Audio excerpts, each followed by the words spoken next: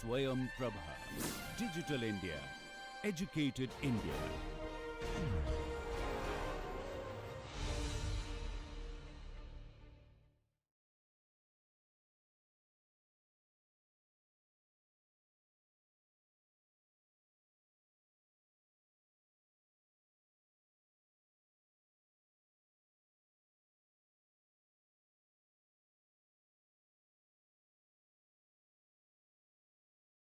So, thank you for asking questions. It will be raised now.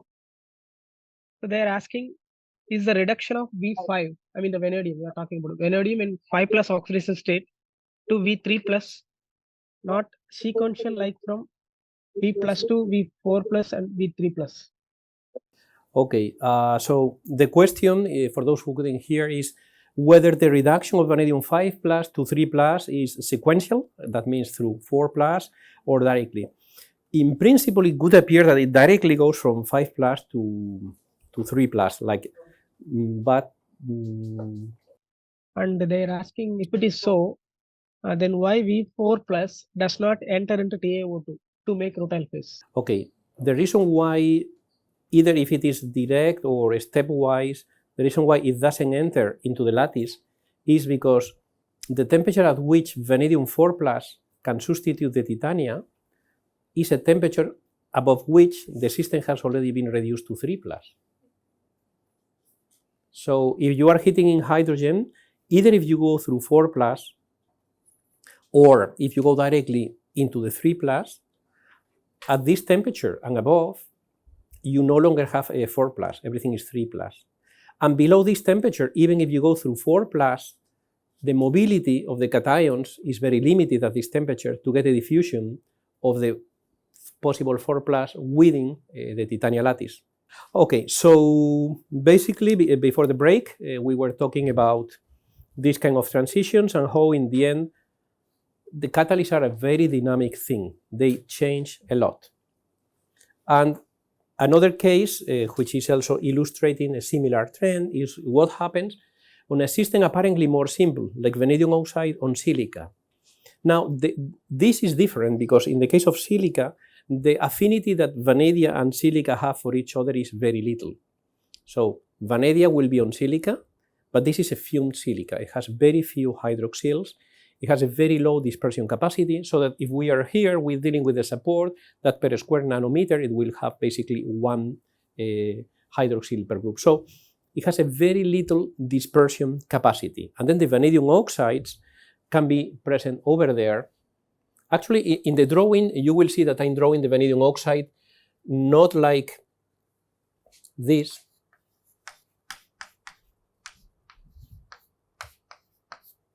which is the typical idea, the way we typically draw the supported vanadium oxides. It looks more like this, because this is something I should have put at this moment in time, but you will find out that in the end, ambient moisture is always breaking some bridging oxygen bond and you get some hydroxyl in addition to the vanadium. But anyhow, we are still dealing with isolated or with polymerized supported vanadium, but in the end, it is the same. Ambient moisture may or may not break this oxygen bond. So you may have it like this, or you have just it like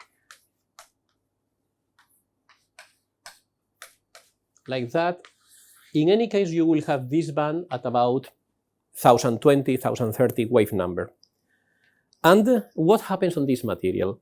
Again, we wanted to look at this material if you are doing in situ TPR and in situ TPO Raman, so that you are increasing the temperature in hydrogen, TPR, in oxygen, TPO, and you take a spectra at every relevant temperature. So we look at this catalyst, vanadium oxide on titania, silica, and we start heating the temperature. So at the beginning, we see the silica band over there, the vanadium stretching here, and the vanadium bending over there. As you increase the temperature, in hydrogen, basically the vanadium is being reduced until it disappears, because it went down to vanadium 3 plus. And the reduced vanadium doesn't have this oxo group, so basically this vanadium oxygen support bond is hardly active. So you hardly see anything. And then you reoxidize the catalyst, and when you reoxidize the catalyst, basically you restore the same dispersed vanadium oxide. So at the end of the day, you are restoring the dispersed vanadium and nothing happens. You started with dispersed vanadium, you reduce it, and then you cool down, you flush in argon, and then you start to reoxidize and you restore this material. That is okay. This is happening. This is a low coverage system. We are talking about 0.3 vanadium atoms per square nanometer. So in every square nanometer, you will get 1/3 of the vanadium site. So basically, you need like 3 of these to have one vanadium species somewhere over there. So it's a very low density. Now, you can have a higher density, like 0.8 vanadium atoms per square nanometer. And that has an effect. Actually, the temperature reduction profile looks very different in this case. You saw before that reducing vanadium titanium with increasing coverage, it reduces at 400, 410, 430, 440. But in silica, when you increase the coverage, the reduction profile changes a lot. You go from a reduction at about, okay, this is Kelvin, 770 to something about 670. So you get a reduction at a significantly lower temperature, which is weird. So why is this happening? So what you decide is, okay, I reoxidize this high coverage and I make a TPR again. And then I get something strange, like a low temperature reduction and a high temperature reduction. And the high temperature reduction is like the one of the low coverage. What is this? Well, we have Raman. Let us use the Raman and find out why we are getting such a weird behavior. So we make a temperature program reduction of a high coverage vanadium oxide on silica. And we make that reduction, things are different. Before, at the low coverage, you have this poor isolated vanadium guy, you reduce it and it reduces. You reoxidize it and it reoxidizes. But at high coverage, 0.8 vanadium atoms per square nanometer, when you are reducing it, you still see the Raman band of the dispersed silica for quite a while, but you start to see like the appearance of a new sharp Raman band here, in parallel to additional sharp Raman bands there. What are these? These are the Raman bands of vanadium pentoxide. So for some reason, when we are reducing the system, we are going from dispersed vanadium to nanocrystals of vanadium pentoxide. Very little crystals, but they are there. And then these nanocrystals get reduced. And then the vanadium that remains dispersed, that didn't aggregate into crystals, gets reduced. And that accounts for these two peaks that we see. One first peak that corresponds basically to the creation and disappearing of crystallites, and a second peak, very small, about the reduction of these remaining vanadium. Weird, I know.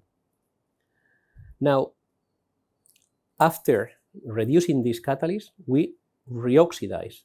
And when we reoxidize this catalyst, what happens is that pretty soon we restore the dispersed isolated vanadium species. But as we keep on heating, we are not only restoring the dispersed vanadium oxide, but also some nanocrystals of vanadium pentoxide. So by doing this reduction and reoxidation at high coverage, we have ruined the dispersion of the dispersed vanadium. We started with a nicely dispersed vanadium, which was here. High coverage, 1 atom per square nanometer will be like the maximum, the monolayer coverage. But after reducing and reoxidizing, we have crystallites and dispersed vanadium. That didn't happen at low coverage, but it happens at high coverage. Of course, high coverage, they are more nearby and there are more chances to get an interaction between themselves. And something like that must be happening, because then we have these vanadium crystals. So here you have also like another analysis of the Raman spectra for the low coverage and for the high coverage. On the top, you get the Raman profile. Sorry, I got a message on the screen. The Raman profile, the hydrogen consumption profile of the low coverage. And here you have the intensity of the vanadil mode at low coverage. When here you start to consume hydrogen, there is the maximum of the hydrogen consumption, and basically you see how the presence of dispersed vanadium decreases and decreases to the Raman system. The second profile corresponds to the high coverage. Then you get a hydrogen consumption at rather low temperature, which is here, where basically what you see is that the first reduction is associated with the onset and disappearing of crystalline vanadium species that we represent by the intensity of the crystal against the isolated. And then above this temperature for the second reduction peak corresponds to when you are reducing the dispersed vanadium oxide. Okay, how do we explain that?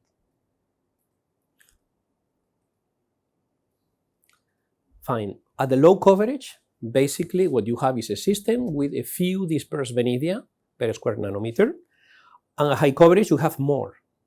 Now, if this is like being in a dancing place, like Saturday Night Fever, well, this is a movie from the 80s, so none of you know about it.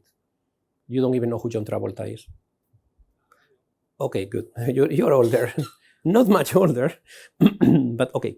Anyhow, you have this guy dancing here, and if you are dancing alone, you cannot interact with any other guy. But if you are dancing in a group, the chances of interaction with many others is higher. So at low coverage, if you are reducing this or that guy, basically what happens is that it cannot do anything. I'm reduced, I'm taking my oxygen away. That's it. But when you have a higher density, even if you are isolated, they are close enough to interact. And then when the hydrogen is removing from you some oxygen, it's removing an oxygen. So you have this VO bond, and now in taking this away, and you are alone, okay, you cannot do much. But if there's another one, I say, come on, I have to share. Then you start sharing this. So there is a driving force to share oxygens to compensate for this reduction. So the reduction is inducing these individual guys to interact, to share what? To share the thing that is being stolen to them, oxygen. And by doing that, you are creating vanadium-oxygen, vanadium bonds. So this is a driving force to aggregate them. But of course, you have the need. These ones, they have the need, yes, but they cannot do anything. These ones have the need, but yeah, they do have nearby neighbors, so they can do something to compensate for it. So if you are losing an oxygen, there's no remedy there, but if you lose an oxygen here, you do have an option to share oxygens and to start to aggregate. In a support like alumina, titania, or zirconia, this may result in an increase of the polymerization. But in the case of silica, which has a very little dispersion capacity, basically what happens on silica is that once that they aggregate, there is no polymerization. They directly go into crystallites because it cannot stabilize nearby sites because you don't have so many hydroxyls. So once they interact, it goes all the way into the crystals. Nanocrystals, but crystals anyhow. And then you get this crystalline phase. And of course, some of them remain because they were maybe too scattered, and those couldn't compensate. And those, they follow the same reduction pattern like those of the low dispersion, like down here. Those, they will be reduced whenever they are reduced. So again, they are changing, and they're very reactive, and they're very dynamic during the processes. And somehow this is repeating again. I don't know why. Probably I copied the slides twice. Yeah, okay, whatever. So you really have to get into reaction because many things happen just by heating, cooling, reducing, and whatever. So that is why it's very important for catalysis science to get as close as possible to the catalytic process. And the first approach was, okay, let's try to make in situ reactions into a cell as catalytic as possible. And at the beginning, it was a reaction in situ. It was not really operando, because operando has many more requirements, but they were already very highly informative. So we made a review with Gerhard Mestel. We were summarizing the most typical cells at the beginning. And basically, all of them, they have like a big void volume and the bed with different kinds. And basically, the one I was using with the group of Israel wax is the one presented here that I was also using with the Goutandeo, which is a cell which is pretty convenient, it's very nice. It has a lot of void volume though. So it's not a perfect catalytic cell, but it's ideal because you can put the wafer of your catalyst here, and it was working with not even a microscope, it was using a macro, so you big laser, and then you get the reflection into the detector, but you have a heating element on oven around it. This is made of quartz. This is spinning to avoid laser damage and laser heating where you are measuring, because those lasers used to be very powerful. It was the laser as big as this table. And then it is rotating, you control the temperature, and you flow in gases and out. So you don't really have a catalytic reactor. You cannot get a quantitative conversion, but at least you are sure that your sample will be in equilibrium with the gases, so you can get information which is absolutely relevant to the catalytic process. Of course, the activity coming out of there is not good, but what happens to the catalyst is indeed very informative. And with that, we were looking at different kinds of systems. For instance, what happened at molybdenum oxide on silica during methane and methanol oxidation reaction. These are two very different reactions with two very different mechanisms, two very different requirements. In the case of methane oxidation, it's a radical phase reaction. You get methyl radicals, and it is very much associated to the molybdenum sites in one manner. Methanol oxidation is more of a redox reaction where methanol goes to formaldehyde, and that is an oxidation reaction that depends on the molybdenum site differently in another manner. So what we did is to look for a given additive, dopant, or poison if you want it, because actually we are poisoning it, and see what happened. And so we were adding increasing amounts of sodium. And the spectra here are the in situ dehydrated Raman spectra of molysilica with increasing amount of sodium, from pure molysilica all the way up to 1500 ppm of sodium. What do we get? This, you already know, these bands here correspond to the silica support. You may ignore those because there is nothing new coming from there. This band is the molybdenum oxo vibration at about 1000. If you are adding like, it was like 300, 800, 1200, 1500 ppm of sodium, you observe that there is a change in the system. You get a little red shift, the frequency is from 10,000 decreases, but the most important is that you start to get new bands over here, which are in very, very apparent already at the highest amount of sodium. These are bands associated with sodium molybdate, in particular sodium dimolybdate. How does this addition of sodium affect the catalyst for methane oxidation to formaldehyde and methanol oxidation to formaldehyde? Look that we are looking at the same catalyst with the same additive, the same final product, formaldehyde, but starting from methane or from methanol. Now, what was the result? Well, the result is presented down here. If you look at the turnover frequency, rate per vanadium site, molybdenum site, sorry, basically you are observing that as you are adding sodium, you are linearly decreasing the conversion of methane into formaldehyde. But this same additive has a very different effect in the conversion of methanol to formaldehyde. In this case, you get a sudden drop and then little effect with further increase in the presence of sodium when you want to convert methanol to formaldehyde. So methane has a linear decrease in the activity of the conversion of methane, and methanol has a different kind of response. Why is it? Well, basically, what was happening here is that the intensity of the Raman band of the dispersed molybdenum oxide is pretty much decreasing in parallel to the addition of sodium. So here the intensity of this band, it doesn't look like that, but compared to the normalized intensity of the silica, so we were looking at the relative intensity of moly against silica, which is a way of normalizing the intensity. As you are adding sodium, you are progressively removing dispersed molybdenum species. And basically that is what is happening here. You are decreasing the number of the conversion. So that is, the conversion of methane is associated with interaction with single molybdenum sites.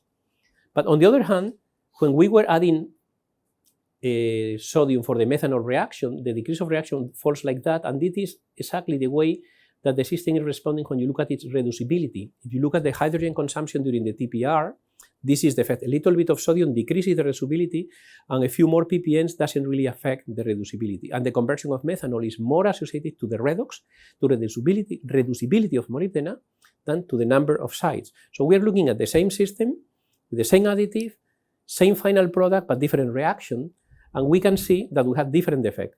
One is because you are removing dispersed molybdenum, and that goes for methane to formaldehyde, or because you are affecting the reducibility, and then that ranks in parallel for the methanol to the formaldehyde. which is basically the summary that you see here.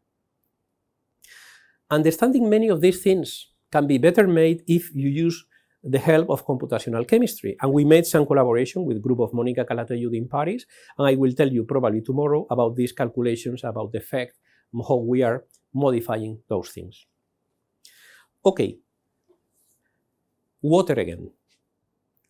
You will think that I am obsessed with water, but water is present in every single thing, and it's very important in very many applications. And one of them is understanding many catalytic processes. This is molybdenum oxide on silica. And we did something very simple. We want to hydrate molybdenum oxide on silica, so you can leave it out here and it will be hydrated, of course. Even in Madrid with 30% humidity, it will be hydrated. But we decided to do more. And then what we did is to flow humid air through the catalyst. So you have this porous plate and the molybdenum oxide on silica was here. And I was flowing humid air. How long? Well, 1 hour, 2 hours, 3 hours. And basically what we were doing is flowing water at high temperature to see something happens, and basically nothing happens, and then we decrease the temperature. You get a weakening of the Raman mass because of coordination with water, and then we get to room temperature. So the dispersed isolated molybdenum goes into the liquid phase molybdenum. So this 980, which is the isolated one, goes into liquid phase, dissolved heptamolybdate. Okay. And then we leave it overnight. And in the next morning, when I go to the lab and I take a Raman spectrum of my sample, it looks very different. So we have made something by flowing humid air all night at room temperature. What have we made? Well, molybdenum is already dissolved from the very moment that you go down to room temperature. This is water phase. But so much water going through it had an additional effect. It was dissolving something else, the silica support. So part of the silica was also dissolved. And the next day, we were getting these Raman bands that are not isolated molybdenum, that are not liquid phase molybdenum, but they are silicomolybdic acid. Some of the silicon from the support has dissolved, has engaged with the molybdenum, and has made silicomolybdic acid. So it's a kind of heteropolyacid, looks like this. So basically you get silicon, oxygen, molybdenum, completely entangled into a crystalline structure. Why do we this kind of preparation? Because there was a moment that people were thinking, oh, if you make silicomolybdic, you will get a much better catalyst for the conversion of methane to formaldehyde. Okay, maybe, maybe not. But then say, okay, let us fabricate silicomolybdic acid. That was very easy. Molysilica overnight in water vapor flowing, or air flowing with the saturated vapor, you get silicomolybdic acid. What happens if we heat this silicomolybdic acid? Well, in situ Raman, and we heat it in humid air so that there is some humidity present in the system. It very soon breaks and disperses basically into the dispersed molybdenum oxide on silica. So basically what you get here is like what you get there, the stretching mode of moly, this vibration here at 980, and at 360 the bending mode of moly, which is over here. So you get these two vibrations exactly the same. It gets dispersed, gets back to the same condition. Okay, but is it behaving well? Is it important for methane conversion to whatever? Well, let us look at the system. Now let us heat during different kind of reaction conditions. So here we flow in air, and again it breaks and spreads. So dispersed molysilica. Okay.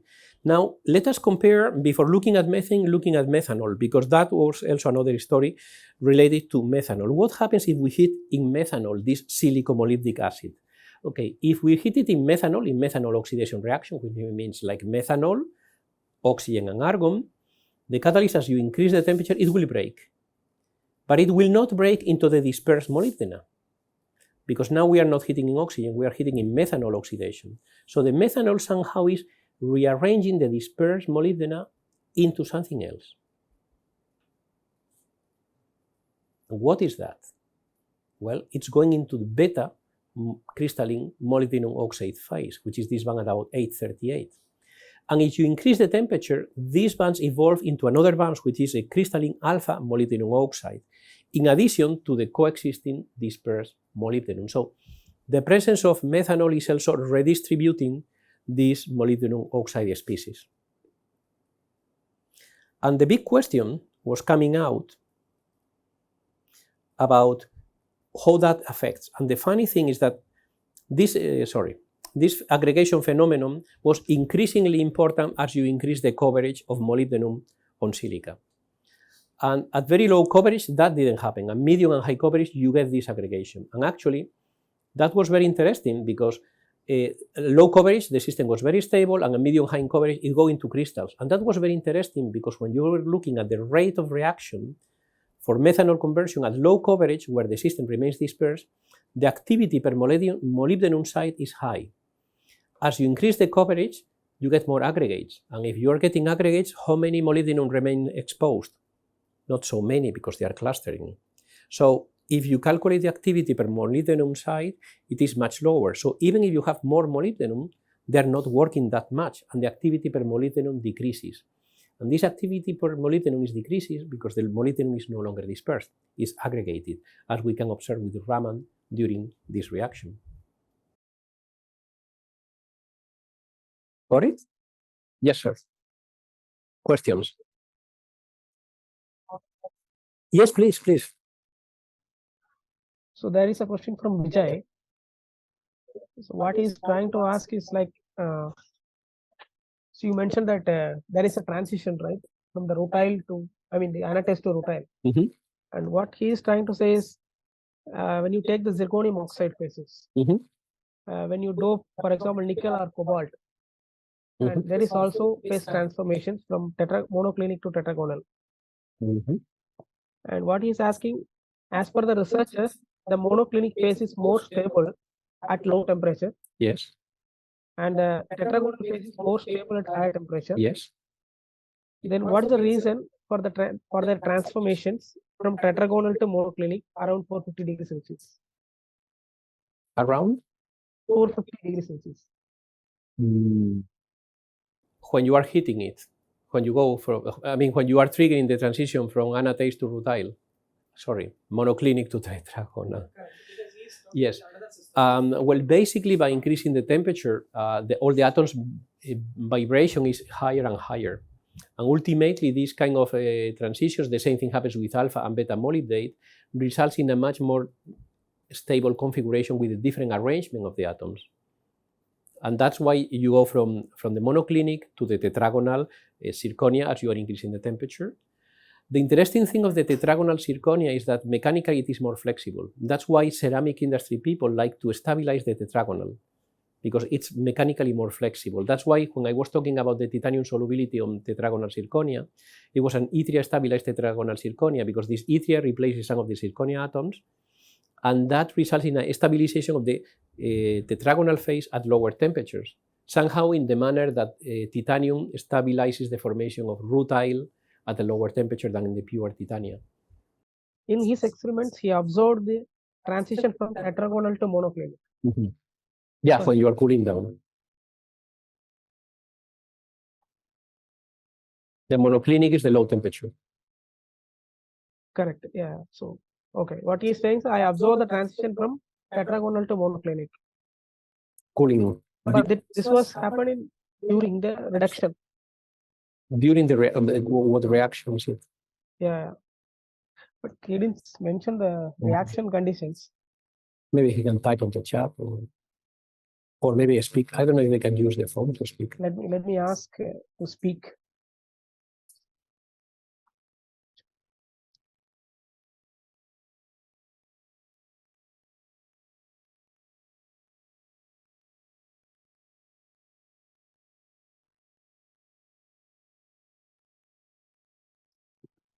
They can't speak. Okay.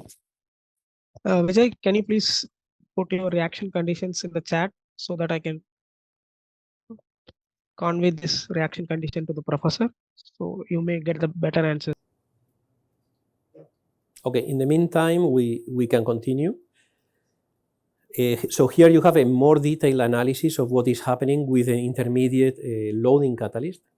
So basically you see the dispersed molybdena and the silica, and during reaction, how this dispersed molybdenum starts to rearrange into the beta molybdenum oxide crystallites, and as you increase the temperature, it goes into the more stable alpha molybdenum oxide, which is this 990, 816, 280, and 150.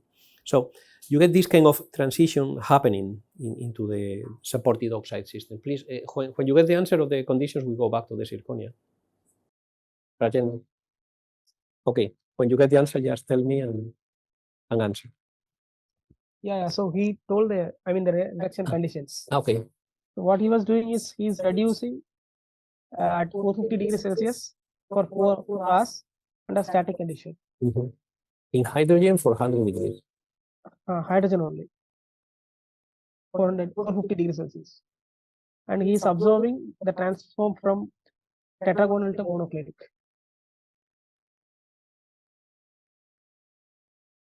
$400 in hydrogen.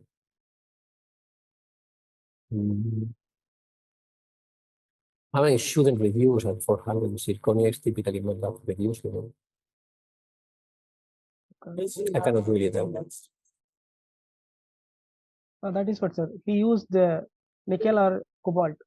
Okay, with nickel and Nickel or cobalt. That's what he mentioned. not exactly what was what. I'm not familiar with nickel and cobalt with zirconia. I know that in the case of vanadium, it will go into zirconium vanadate quite easily. But then you get other Raman bands very characteristic. But in the case of nickel or cobalt, it probably has a setting because you have seen that many times when you have something that will have an effect. Yeah, one more thing he has given inputs. I mean, when he loaded nickel at lower percentage, he did not observe anything. Then clearly there is an effect on the added element. When he loaded the lower percentage, he did not observe any transformation. But when he increased the nickel loading, for example, 15%, and he observed the transition from tetragonal to monoclinic. Now, the key message that we have from the molybdenum oxide on silica is that people were saying, okay, silico-molybdic is better than molybdenum, and we made silico-molybdic, and then we use it for the target reaction, which was methane oxidation. And here you have the performance of this catalyst, silico-molybdic acid on silica and molybdenum oxide on silica during methane conversion to formaldehyde. The open symbols correspond to silico-molybdic acid on silica, solid symbols correspond to molybdenum oxide on silica. As you can see, they behave the same because at the end of the day, they are the same. This reaction is run at high temperature, at this 863 Kelvin, so it's about 600 plus, and at that temperature, silicon-molybdic breaks and expresses into the dispersed molybdenum, and dispersed molybdenum is already dispersed molybdenum, and actually, they behave the same. White and black symbols follow the same trend in the selectivity to formaldehyde, to carbon dioxide, and to the CO. So basically, there is no difference because the precursor is totally erasing, and in the end, you have the same compound. Actually, here you have, for the same value, conversion values and selectivity values, which is pretty much like there is no difference. But there was a big discussion at the moment in time about these kind of things. Talking about other supports is like, for instance, the heteropolyacid on silica or heteropolyacid on zirconia silica. In this case, it's an heteropolyacid not with silica, but moly and phosphorus, phosphomolybdic acid. And if you heat it in air, basically what happens is that when it is on silica, it will break, and in the end it will have the beta molybdenum phase and ultimately the alpha molybdenum phase, and the phosphate species will spread. The phosphate have a weak Raman band at 920 that you don't see. So basically it breaks. And in the case of the zirconia silica support, it is again the same phosphomolybdic acid, and basically the heteropolyacid will break and will spread. If there is some difference to tell, is that the spread molybdenum on silica is characterized by this band at 1000 Raman shift, and over here it is at 970. So there is some difference, and there is some difference because in this case molybdenum is spreading on silica, and in this case molybdenum is spreading and has two possibilities, either silica or zirconia, because the support is zirconia on top of silica. Apparently, molybdenum prefers to spread on zirconia and not on silica. So something like that.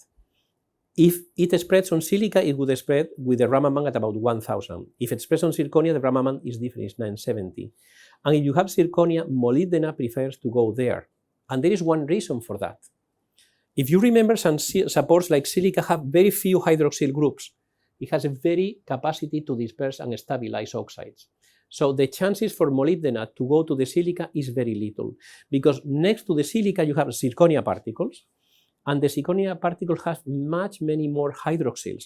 So on silica you will have like 1, and on the zirconia you will have like 8 hydroxyl groups. So that means that the vanadium or the molybdenum will have many more chance to spread and stabilize at the surface of zirconia than at the surface of silica. So when you have this kind of system where you have silica and something else, typically this something else is much more hydroxylated, is much more reactive, and it will basically take all the species that disperse. That will be kind of a competitive attraction. And silica has very capacity to attract, very little capacity to disperse, while the zirconia or alumina or ceria or any of these other supports has very high hydroxylation, has many sites, has many anchoring sites, and it will preferentially take these supported oxides. There are other characterization techniques that I want to briefly comment before going deep into the Raman technique, because I want also to share a little bit more of detail on the fundamentals of Raman. But there are other techniques. UV-Vis spectroscopy is also a very reachable technique that you can use. You have access quite easily in laboratories. It has a very broad applicability. It's working with ultraviolet and visible radiation, which means good because it's easy to have the light sources, and it's also quite easy to measure because you are dealing with visible spectrum. And it's giving you a lot of electronic information about electronic transitions, but also which is the typical between legal to metal charge transfer, which will inform you a lot of things about the material. And also the DD transition between d orbitals, which will report about the partially reduced states of several oxides. So you can get a lot of information about these materials and their structure. Even you can get the edge energy from this ligand to metal charge transfer, and the edge energy is telling you about the domain size of the aggregates. So you will see it in a moment. So we can see if we are dealing with very isolated sites, very small cluster, larger aggregates, or very big things. And it has also a dual monitoring capacity because it can report from the catalyst or from some absorbing molecules that will be active in ultraviolet or invisible. And about time resolve capacities, it is amazing because it's a very strong signal and electronic is very good, so you can really have very high time resolution and be able to resolve things with very fast analysis. And also it can connect with optical microscopy or imaging in the system. The way it works is quite simple because it's basically dealing with visible and with UV-Vis. Everything can be quartz optic, and basically it works on a linear absorption of the radiation following the Beer-Lambert law. But also it can also work on backscattering and illuminate a sample and work like when you make diffuse reflectance just by scattering on the light.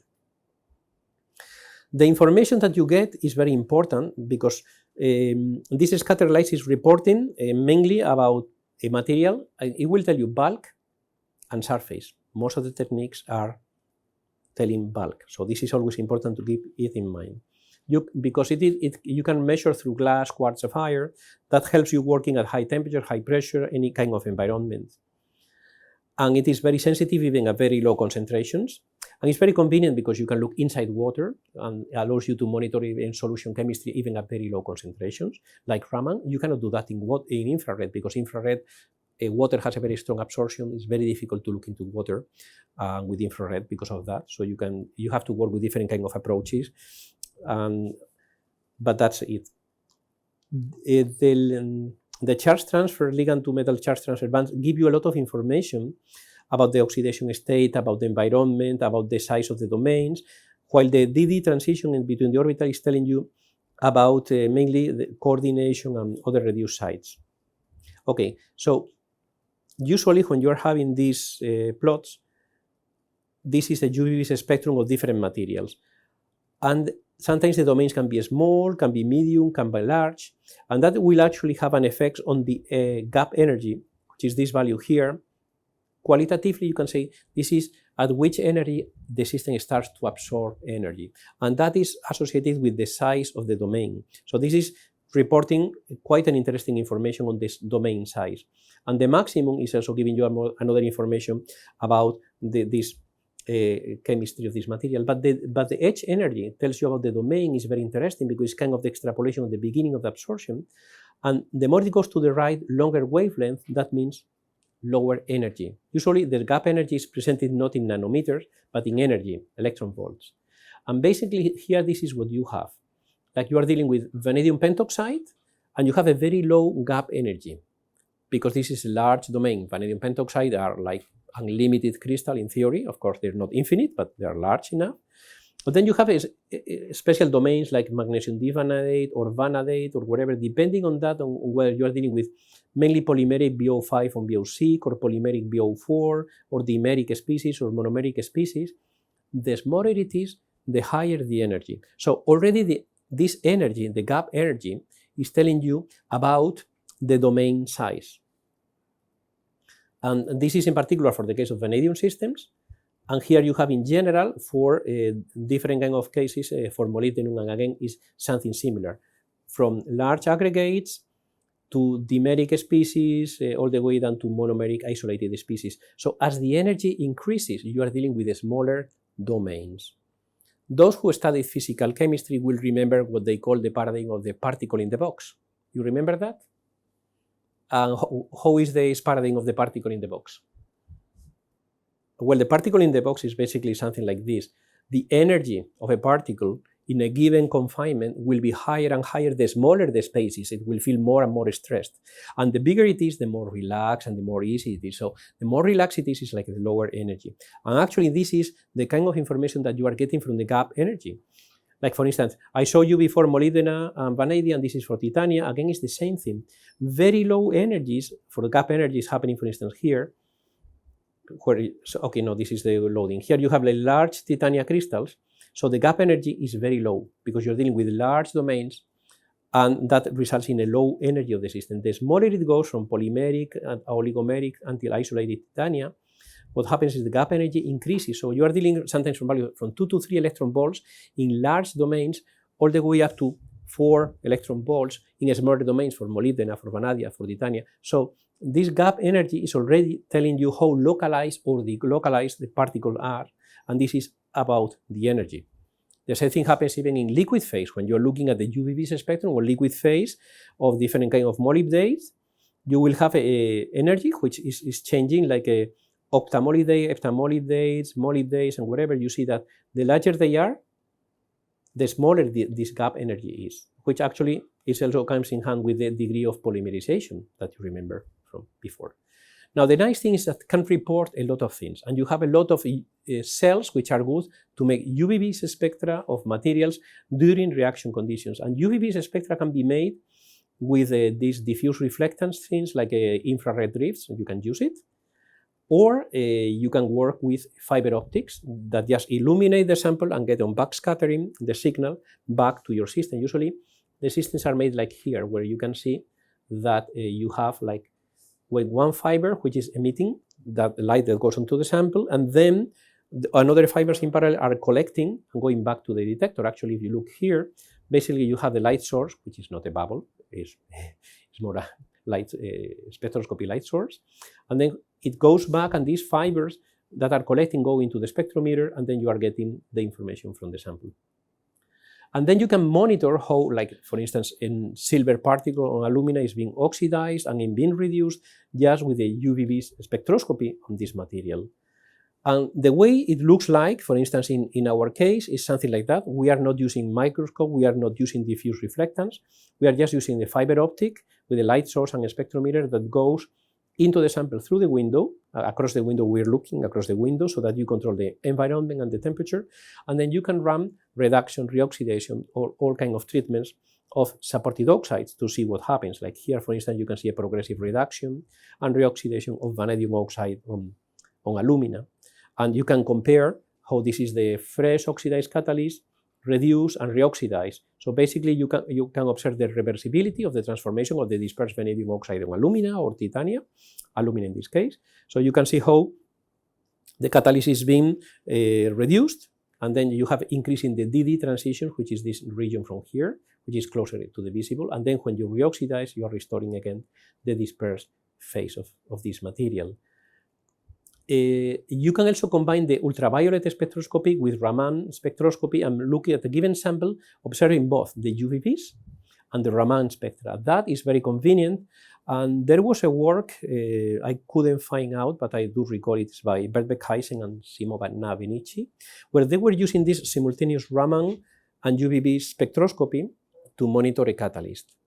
And the reason to do that was simple. Why do you want two kinds of reaction monitoring? Because Raman was telling about the state of the catalyst, and UVBs was telling about the buildup of carbon deposits. When carbon deposits build up on the sample goes darker. The absorption of light in the sample is darker. And the darker it is, the more carbon deposits you have on it. So in this kind of catalyst, what you have to do is periodically to reoxidize, to burn away these carbon deposits so that the catalyst remain active, because otherwise this carbon layer will ultimately cover the active sites, and then it will be covered by carbon and it will not be active. Typically, what the industry is doing is that it's running the catalyst, there is a deactivation, or you make Raman, you see the deactivation because you see carbon deposits, which is already a significant amount, and then you burn it away. But when you burn these carbon deposits away, it's very exothermic, triggers the temperature, and that ages the catalyst, and then you are restoring the catalyst, but because of the peak of the temperature during burning the carbon deposits, the aging of the catalyst is bigger. What they did is to put, in addition to the Raman, UVBs, and the UVBs is much more sensitive. When they start to see the increase of the absorbance, that means, okay, we are starting to build up carbon deposits. And instead of making a dramatic reoxidation, burning away big, large, extensive carbon deposits, they were modulating, and when you start to see an increase in the absorptivity, they modulate, they increase the oxygen in the feed, they burn away this, and basically what they did is to make a modulation in the conditions so that you never get too many carbon deposits, so that you don't have to make a very extensive combustion, which means a peak in temperature, which means an aging because of thermal damage on the catalyst, that you are restoring it, but every time you restore it, it's been damaged a little bit, and a little bit, and a little bit until it dies. By doing that, you modulate around the optimum performance, you burn away the carbon deposits at the beginning, so it's not so exothermic, and then they operate in a more stable manner and they live longer. So this kind of things is another value of the operando methodology that allows you like real-time monitoring and modulating the condition of the systems. There are many cool things that I'm not really going to get into, but I want you to know this. Fluorescence microscopy. Sometimes catalysis reactions, they are not typically fluorescence, but you can use like fluorescence molecules as a marker, as a reporter, like saying, hey, I'm here, hey, I'm here. That can be very interesting because fluorescence microscopy is very much used in microscopy. You can make like confocal, which is, and I will comment about what confocality is later on. But basically, the key idea of confocal is that you can look inside a sample and observe something inside the sample without interference from the surface. And by doing that, you can monitor reactions inside, for instance, zeolitic materials, crystallites of zeolite through the channels, how these fluorescence reporter molecules go through, how they diffuse, how they react. So you can get a 3D mapping in space about the reactivity, about the conversion within the porous channels. So this is something very elegant. There are several works made by Bert Sells in Leuven or by Peng Cheng in Ithaca Cornell University. Peng Cheng is doing amazing things about this kind of monitoring. It's a very fundamental research, and not for regular monitoring, but fundamental insight. It is amazing. And then you can also deal actually with single molecules because fluorescence is very high, and you can track even single particle, even cooperation between different sites. You are limited to systems that provide this kind of fluorescence. And then the nice thing of fluorescence is that even when everything is dark, these little fluorescence particles will be very brilliant, very high, very easy to monitor, and you can observe diffusion within the porous structure of catalytic material, at the edges of materials. So basically you are dealing with porous materials and how the things react over there. That's very amazing. This is not an everyday technique, but it is very important. Photoluminescence is different because in photoluminescence that basically you irradiate the cation, and based on its oxidation state, based on its environment, it will emit sunlight. And it will inform you about the local environment, about the oxidation state, about the coordination. So you can get a lot of things Not many people is working on it. It's good that you know about that, but I don't really want to elaborate on that too much, because this is something that's good to know. And if you are going to do something about luminescence, there are very nice work, mainly by Masakazu Ampo in Japan, and other groups are working very much on it. X-ray photoelectron spectroscopy, I'm not really going to tell you much, because Sagar is going to tell you. The most important things from what I'm going to say eventually about it is that it's not a surface technique, absolutely. It's near surface, like outermost layers. It is reporting about it. You can make it increasingly surface sensitive, but in general, it penetrates a few nanometers. That means many atomic layers. You may have artifacts, and he will tell you that it's very important to be sure what is the reference for energy, because you get charging and you can be fooled by that. And actually, in literature, there was a report saying that about 30% of the papers using XPS, they have errors. So that means that many wise professors are making mistakes. So whatever Sagar tells you is very important, because you have to be sure to avoid these kind of problems. Realistic conditions, we are getting into near ambient pressure XPS. It's very difficult, it's very challenging. I don't know if you're going to tell them how people is making, okay.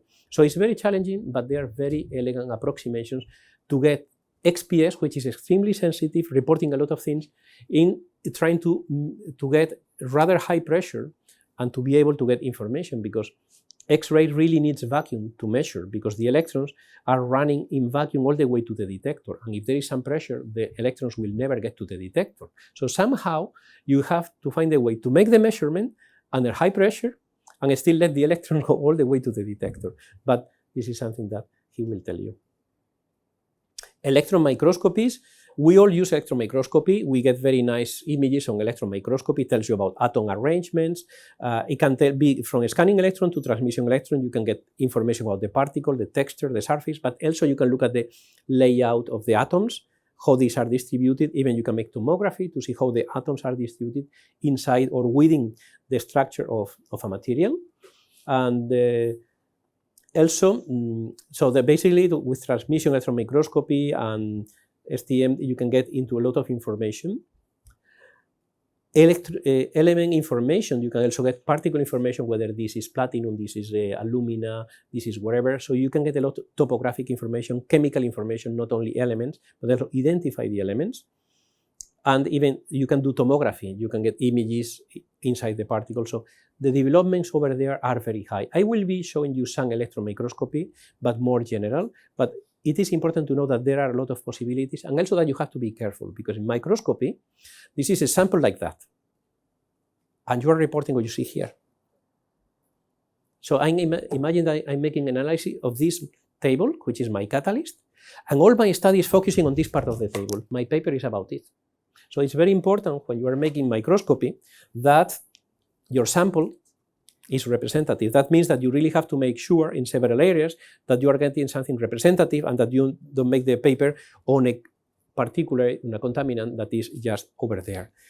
And that is also very important. And sometimes even the own electron beam is rearranging particles. Here you have a case where some gold nanoparticles are sintering because of the electron beam. And while the original particle was like this, at the end of your study is like that. And then you can be fooled.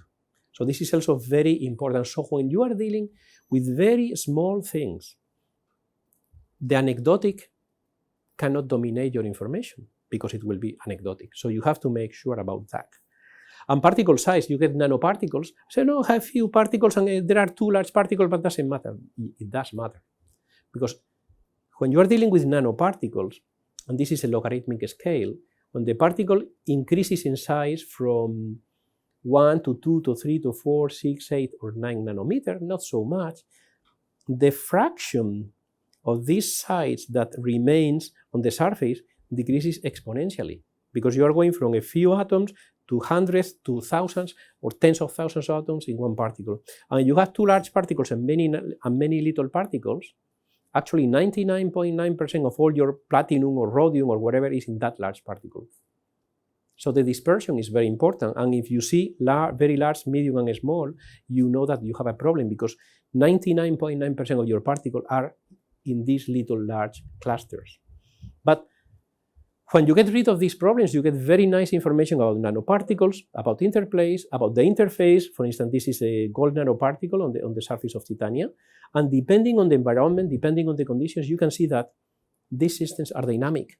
They are changing. Then if you look at the interface or you blow up into the interface, you see how this interface is changing here between the gold and the titania, whether you are dealing with oxygen at low or high pressure, because electron microscopy is getting closer and closer to high reaction relevant conditions, or during reactive environment. So this is very important. It can give you a lot of information. Of course, before doing this, you need the normal characteristics in situ, but then you will characterize fresh and used, then you see changes, and then okay, you look during reaction and you will get information. And to do that, there are amazing developments, like for instance, this system here, which is like a micro system just to make catalysis with gases on a particle or even liquids on a particle. So you have these two little windows, can be even graphene layers or whatever. So basically, it's a micro nano reactor where you have everything happening there in real conditions, but the rest of the microscope is in vacuum. This is a micro reactor where you can observe the chemistry happening there. And these things are very small. This is on the tip, and these are like very small ball screws. And so the catalyst is there. So these things are very little for gases, for liquids. And then you are basically in a real system, and you are getting operando studies with the kinetically relevant data in a tiny reactor. And even you have liquids and gases in there, but the rest of the system is in vacuum.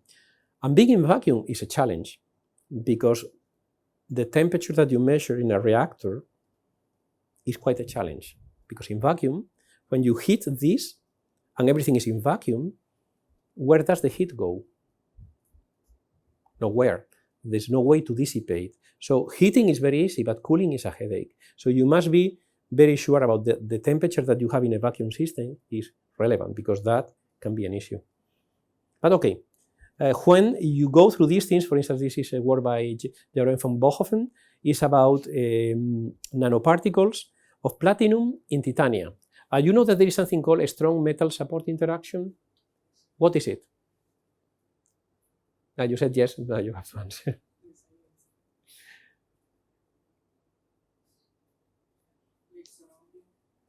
Yeah. Exactly. So, yeah, so you get like a particle, for instance, platinum, like we have there, and then you have a reducible support. With the reducing condition, basically this reducible support will eventually cover you. So it makes like this strong metal support interaction. So this is something that really stabilizes the nanoparticle on the surface. But this is good, this is forever. It's a strong metal support interaction, but strong.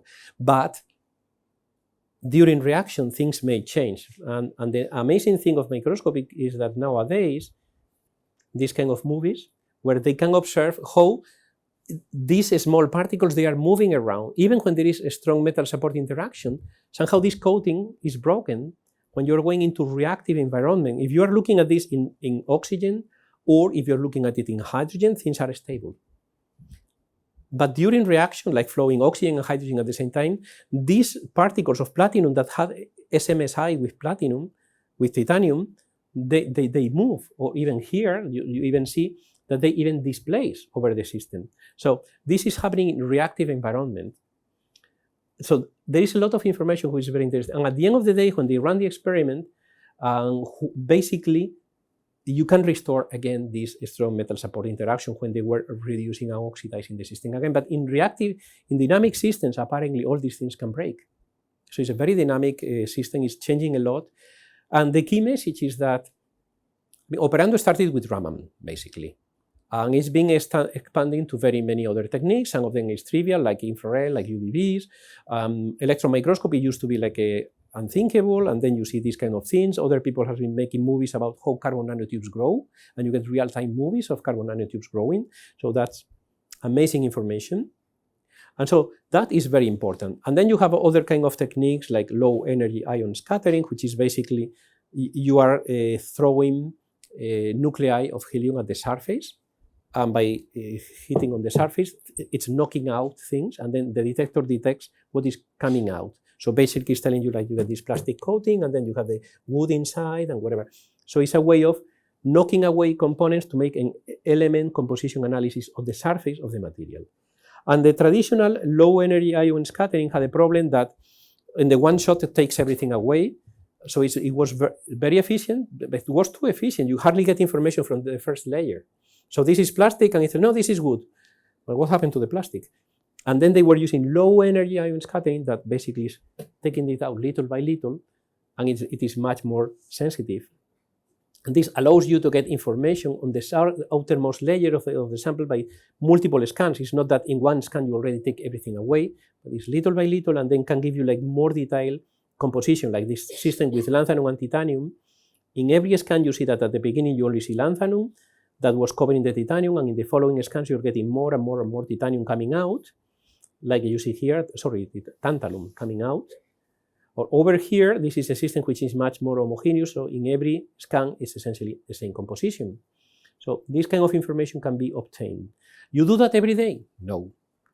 I wanted to have this for the coffee break, but because it was a late coffee break, you also get the coffee now.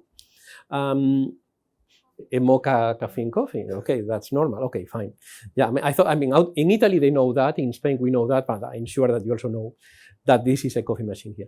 Okay, that is interesting because what you see there very black is the water, and what you see very transparent is the metal of the coffee pot, because we are dealing with a neutron scattering measurement. Now, this was made by an Italian scientist, of course, but neutron scattering can give you a lot of information. Neutron scattering, you need big, large facilities. You don't have so many. There's one in Scotland, another one in the US, whatever, not many. But it gives you a lot of information, mainly about the interaction related with hydrogen atoms, which is where it has a strong interaction. It gives you a lot of mechanistic information, and it can be used to monitor many reactions, many processes, like for instance, the process of boiling coffee. So basically, you know the coffee machine works. So you have the water, and because the water has a lot of hydrogen, have a lot of protons, in neutron scattering is very opaque, and the metal is very transparent. So you can nicely see what happens when you are heating the temperature, how the water boils, and the vapor here will be pushing, going through this, and eventually all the water with the coffee is coming through it. Now, if you can monitor something as simple as making coffee, you can also monitor many things which is happening in catalysis. And the nice thing is that even when you have a heavy metal reactors, you can look and report what is happening inside, the same way that we observe how this coffee is coming out from here. So this was made by Davide Ferri. He's an Italian professor who is working at the Paul Scherrer Institute in Switzerland. And yeah, that's an interesting thing. But these kind of techniques, again, once that you have many questions answered, once that you have highly focused your research, they say, now I need this. I have to go this specific experiment with a neutron scattering, with whatever, you can do that. X-ray diffraction, you will learn a lot more from Sakar, so no need to go into it. X-ray absorption, I believe that you will also be telling many things. The main difference between X-ray diffraction and X-ray absorption is that they are using X-ray very differently. X-ray diffraction is looking at the diffraction, and basically you need a regular pattern that will generate a diffraction pattern, and you can get a lot of information for crystalline regular materials or with a reasonable number of defects. X-ray absorption is completely different, but it's very insightful, and it also has a great in situ possibilities, both X-ray diffraction and X-ray absorption, and you can get a lot of information. Statistic information, I mean, X-ray will tell you about which element you have, about what oxidation state you have, about what environment you have. It will tell you how many other elements you have around you, but it may not tell you which one. So it will tell you, okay, you are here, and at this distance you have 3 guys like this. Over here you have 6 guys, over here you have 3 guys. But what do you have, which guy is there at that distance from you, at the so many Armstrong? It may not tell you. Is it good? Is it bad? Well, depends, because when you go to the synchrotron, you already have a system. I'm looking at this orthorhombic structure, or maybe this with that, whatever. Then that information will be clear, because it will really help you. Say, okay, if I get it like this, it's something, and if I get it like that, it's another thing. But then that will help you. If you go there on the first day, you don't really know what to do. So when you go to the synchrotron, you have specific answers looking for specific questions for looking for specific answers. But that he will tell you. NMR, again, it's not only for liquids. You can make with solids, and you get information from the solids, and that you can get a lot of information about the environment of the cation, about oxidation states, about hydration state. And there are many nuclei which are active in Raman. For instance, vanadium is one of them, which is nice. Niobium, you can make an NMR of niobium. Is a heavy element, is more difficult, but we have been making a niobium NMR measurements. Aluminum is ideal, so it gives you a lot of information for zeolites, for catalysts, for supported oxides. The states of vanadium can be very nicely monitored. And also, another great power of NMR is that you can also make imaging. You have seen medical resonance imaging when you go to the doctor and they look at your body. Well, they can do the same thing during catalysis. And that's very nice because they can tell all the chemical information. So they can look inside the reactor, and they can tell you the fluidodynamics. At different coordinates, it can tell you what is the composition, if this is reactant A, B, or C, can tell you the state of the catalyst, can tell you about the temperature. So you can really get a three-dimensional movie about what is happening inside the system. So these are amazing capabilities. There is an excellent group in Novosibirsk in Russia, which may be one of the best groups on it. There is another one in Scotland. There is another one in the US. There are not many, but the capacity, the insightfulness from magnetic resonance imaging is amazing. And in general, nuclear magnetic resonance of different nuclei is reporting you a lot of information. Something very simple like alumina. If you have a catalyst supported on alumina, you will observe the interaction of the supported cation with the support here, because niobium is interacting with, this is, heading is missing. This is niobium oxide on alumina. And in this case, niobium is interacting with the alumina support, and then you start to see these pentacoordinated aluminum sites, only because of the interaction of the niobium with the aluminum, which is not present in this case. This is a catalyst with vanadium and alumina. Nothing is affecting this aluminum environment. Vanadium and niobium and alumina, you see this interaction. And over here was another composition with a weaker interaction. But it can report you about many of these things. The other technique is based on resonance, is electron paramagnetic resonance. Now we are going from the nuclei to the electrons. In the case of ampere electrons in orbitals, this can report a lot of things about many elements. You need basically ampere electrons in some orbitals. So basically EPR will see elements depending on the oxidation state. Maybe you cannot see chromium 6+, but you will see chromium 5+. Maybe you don't see moly 6, but you see moly 5+. Maybe you don't see vanadium 5, but you see 4. These kind of things. But it can give you a lot of information. It's extremely sensitive. It can tell you ppms. But at the same time, it will typically maybe sometimes report 1% of all the species. Maybe 99% of the species are not EPR active, and 1% is reduced to an oxidation state that is active in EPR. So you have to be careful that you see a lot of information, but about a very major minority. And minority report can be a movie, but in reality, a minority report can be misleading. So you have to be careful about that. And you can do a lot of in situ and operando studies because it's a very convenient design. And you can also integrate with NMR, and there are a lot of even dynamic molecular polarization, but these are very complex. This is something that is good to say. And of course, basically very experienced people can comment about these kind of things. And it is also the first technique, as far as I know, that was doing operando study. In which year? When do you think the first paper doing operando studies was reported? Of course, it was long before I used the term operando, so they didn't say operando, but de facto it was an operando paper. Varyeskov. Varyeskov was a professor, and in 1966 he published this paper. Well, you can read here in detail the information if you are good in Russian. Okay, but this is the very first paper, as far as I know, that is doing something that is absolutely what we consider operando. Here you have the EPR during this reaction, and here you have a Arrhenius plot from the operando EPR reactor. And in the case of operando, what you want is to have a reaction in situ cell that is not a cell, that is a reactor, that behaves as a reactor. And they are getting a Arrhenius plot. So this operando EPR cell is indeed a reactor, it is operando.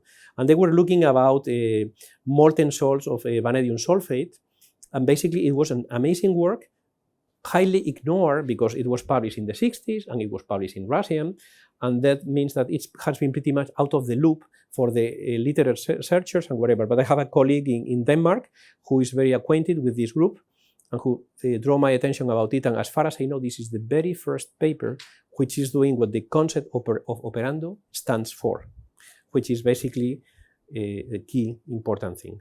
And actually, in this case, that paper was ruling out the role of the Marsh-van in the case of this reaction. Okay, I think this is a good moment for additional questions, which means time for questions, comments, suggestions, ideas, criticism. Mm-hmm. Or from here.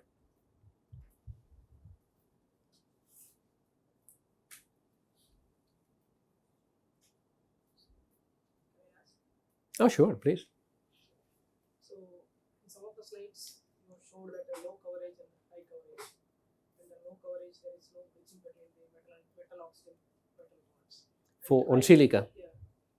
When it is high coverage, then there is a possibility that a metal oxygen metal bond will form. Mm-hmm. That was in under hydrogen atmosphere. Okay, but for what system? Moly silica or vanadium silica or moly silica? Okay. And in the presence of methanol, Mm-hmm. again, there is a formation of the crystals. Yes. Which we observe in the moly silica. Mm-hmm. So I would like to know, so what happens in presence of methanol versus presence of under hydrogen atmosphere? I mean, the driving force, I could say, is the same. In both cases, the driving force is that there is some reduction in the system. And because there is a reduction in the system, they are losing oxygens. And they have to share oxygens. Yeah. And then hydrogen atmosphere, perfectly fine. Because the hydrogen will come and will pick exactly. up oxygen with water. But in case of methanol, in the case of methanol, you are also oxidizing methanol to formaldehyde and water. Now, that means that you are doing an oxidation. That means that the catalyst is being reduced. And we are running also on a Marsh-van. So every time that you are oxidizing, somebody has to be reduced to oxidize. The one who is being reduced to oxidize is the catalyst. This catalyst will immediately be reoxidized because we are dealing with the Marsh-van. So you have a continuous flow of molecular oxygen that will replace the lattice oxygen. But you are dealing with dynamic system. So you have a moly here, a moly here, and a moly here. And methanol is coming in. And I give you my oxygen, I give you my oxygen, I give you my oxygen. I mean, I get a methoxide, and then this methoxide gets oxidized, goes out as a formaldehyde, and then for one moment I'm losing the oxygen. Because I interacted with this methanol, and then I lose my oxygen and oxygen comes, molecular oxygen comes. But at the same time that I lose my oxygen when I oxidize methanol to formaldehyde, and molecular oxygen is coming, so, oh, there's another moly here. So, but there is a chance for this thing to happen. At low coverage, there's not another moly to bind. At high coverage, you may take the molecular oxygen, or you may start sharing oxygens nearby, because the two possibilities are viable. So you have like two pathways to compensate. So there is a driving force. So typically when you are dealing with dispersed oxides and you are dealing with the reducing environment, there is a tendency to aggregate.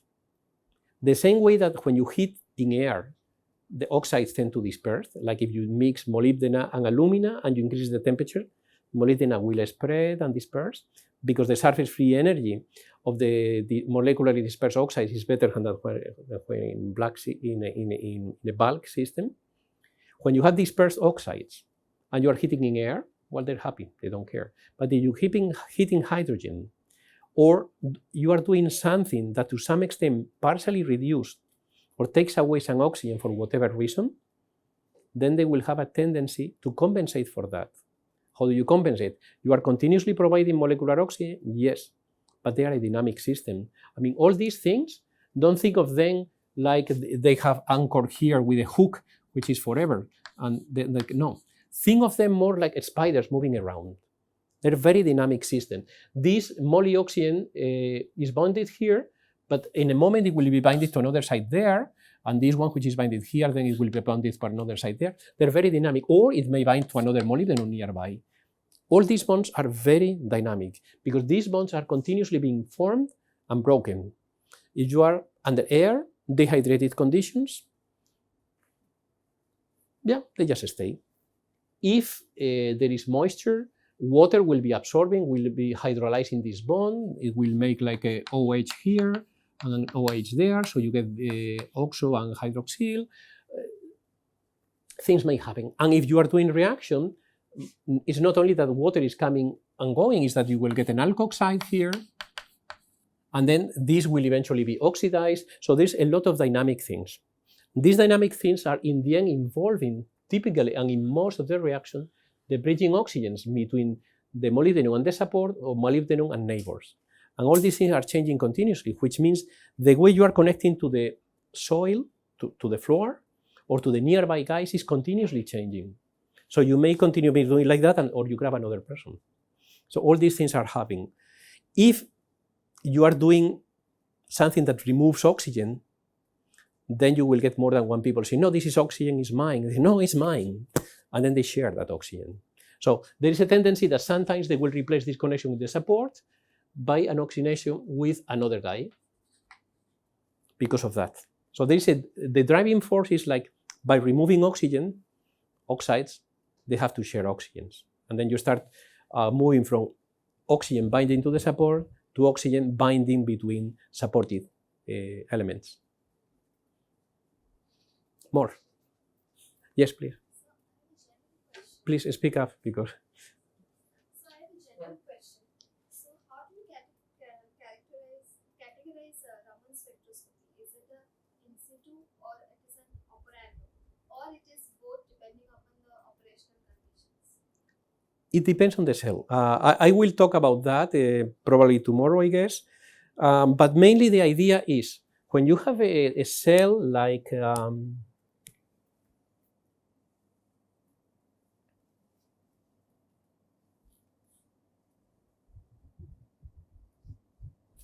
this. Can you run a reaction there?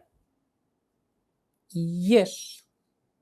Will it be a catalytically relevant experiment? I mean, if you are analyzing the gases coming out of here, are you going to get real catalytic data? Probably not, because most of the molecules that go through here come out without realizing that there was a catalyst. So if you analyze it, maybe 10% of the molecules coming out did interact with the catalyst, but the other 99%, no, I didn't see a catalyst. It's like, so it is not a catalytic reactor. So in this kind of system, you have a reaction in situ cell. If you are mimicking a reaction, you can feed propane, oxygen, air, and find out what happens during propane oxidative dehydrogenation, okay. But the activity that comes out of it is not real catalytic data. That doesn't mean that the information that you are getting here on the sample is not relevant, because it will tell you how the catalyst looks like under given reaction conditions. It will tell you about changes in the structure, about changes in performance, and you may correlate with what you know from your fixed bed reactor, but you cannot hardly correlate with what is happening here. For an operando system, you take a spectra, but you don't take a spectra in an in situ cell where you run reactions. You have a reactor where you make a spectra. And because it is a reactor, the activity, the conversion, and the selectivity that you are getting from it is just like the one that you're getting in your fixed bed reactor or your fluidized reactor or whatever reactor you are using. So the key point from an operando study is that the activity coming from the operando reactor is like the activity that you get from your corresponding normal reactor. So that is fundamental. And then once that you have the activity, you are also doing a spectroscopy, and then you see what happens.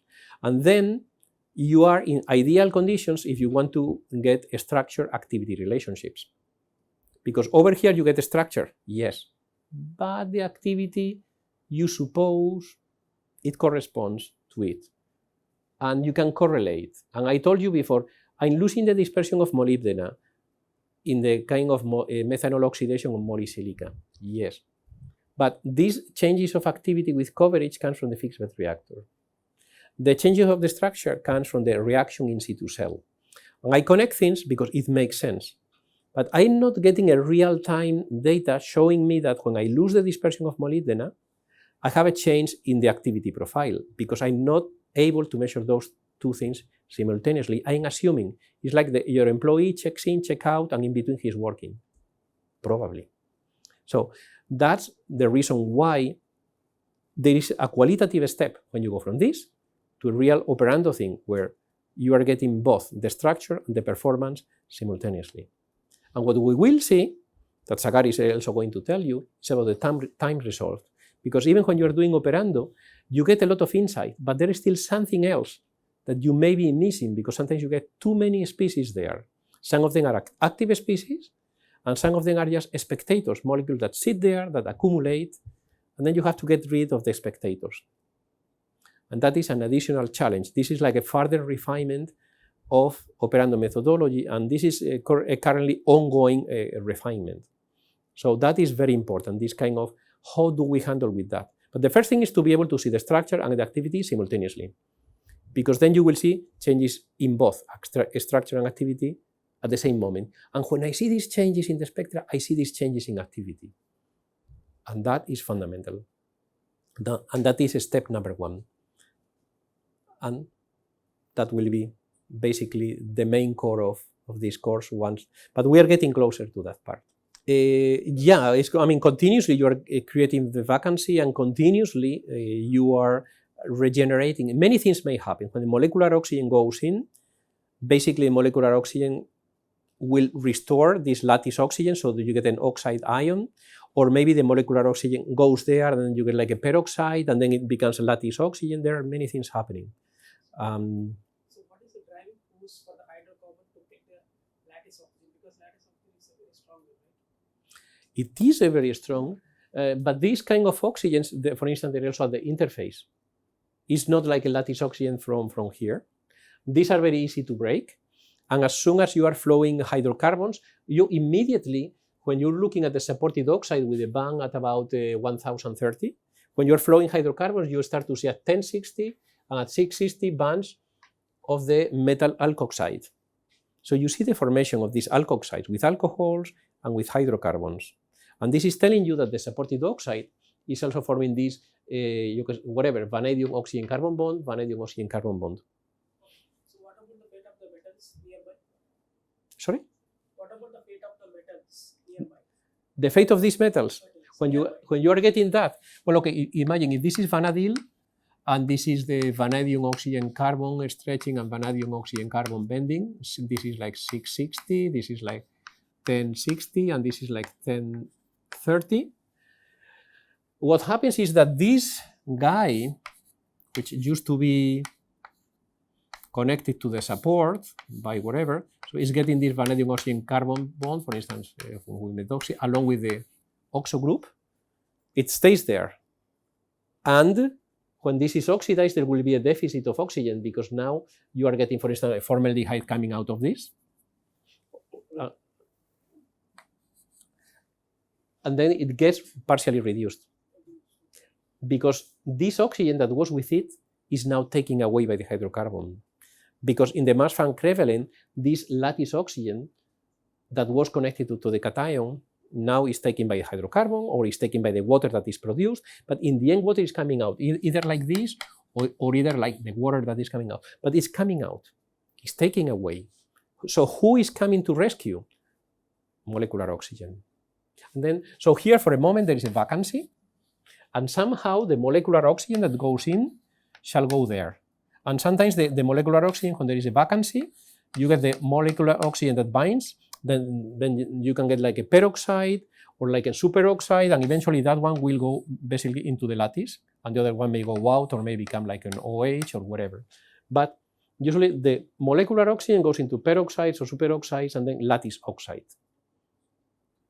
But this is kind of the process. And many times you see the presence of these peroxides and superoxides at the interface of the catalyst. For instance, I will show you Raman studies where we are working with the combustion of toluene, like a chemical indoor contaminant, and we see the formation of the peroxides and also superoxides. The superoxides are not that active in our system, and they stay there, but the peroxides are active part in this mechanism of the reaction.